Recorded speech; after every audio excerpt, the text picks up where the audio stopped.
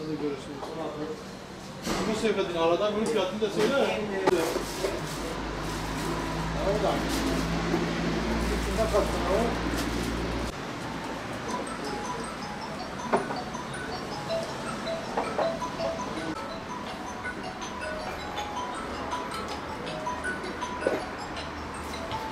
Her gün bir hırsızlık olayı oluyor biz esnaf olarak burada.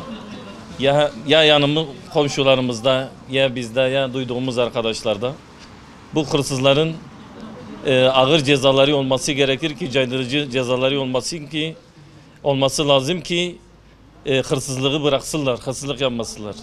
Geçen yanımıza gelen bir vatandaş malzeme almak için o niyetle bize yaklaşmasıyla yanımızda oturdu, bulduğu ilk fırsatta 4-5 bin liralık telefonu alıp ortadan kayboldu. Cezaların hafif olması, az olması hırsızların lehine olur. Hırsızların lehine olmasıyla yakalıyorlar, polisler yakalıyor.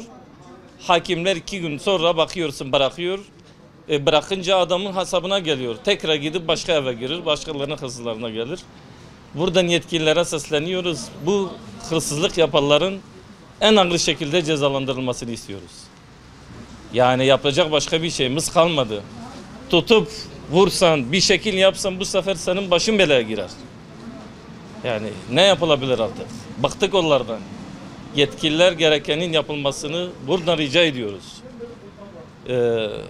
Tek çaremiz kalmadı yani. Bir esnaf olarak dükkanımızı açık bırakıp bir lavaboya, bir namaz kılmaya gidemiyoruz. Yani aklımız kapıda bir şey çalınacak diye korkuyoruz. Gerekenin yapılmasını yetkililerden rica ediyoruz, talep ediyoruz.